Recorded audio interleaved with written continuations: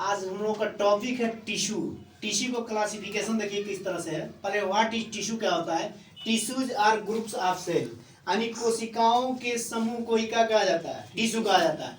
Tissue को further दो part में डिवाइड किया गया, एक प्लांट टिश्यू और दूसरा किसमें, एनिमल टिश्यू। अगर एनिमल टिश्यू को देखा जाए तो फर्दर कितने भाग में डिवाइड है, 4 भाग में।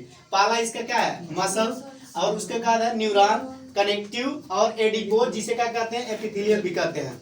इसमें अगर आप देखेंगे मसल को फर्दर 3 पार्ट में डिवाइड किया गया है। इसको अगर देखेंगे तो पहला वॉलंटरी, दूसरा नॉन वॉलंटरी है, उसके बाद क्या है कार्डियक। उसका ब्रेन में आते हैं तो ब्रेन इसमें न्यूरॉन में आते हैं तो ब्रेन आ जाता है। और ब्रेन में भी हम लोग 3 पार्ट पढ़ते हैं, कौन सा, fore brain, mid brain, hind brain. तो इसको तो ब्रेन वाले चैप्टर में पढ़ेंगे। अब आ जाते हैं कनेक्टिव टिश्यू में। कनेक्टिव टिश्यू को फर्दर देखिए कितने भाग में डिवाइड किया गया है। तो ये आ जाता है पहला आ जाता है ब्लड, दूसरा बोन, उसके बाद कार्टिलेज, उसके बाद लिगामेंट, लिगामेंट के बाद टेंडन, टेंडन के बाद होता है लिम्फ। लिम्फ चूंकि ब्लड का ही भाग है, जिसको हिंदी में कहते हैं लेसिका, लासिका।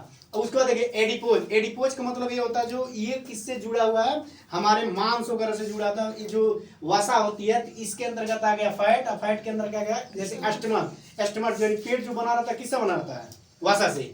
अब आ जाते हैं इसमें प्लांट टिश्यूज में। प्लांट टिश्यूज को भी फर्दर 2 भाग में डिवाइड किया गया है, एक है मेरिस्टेमेटिक और दूसरा है परमानेंट।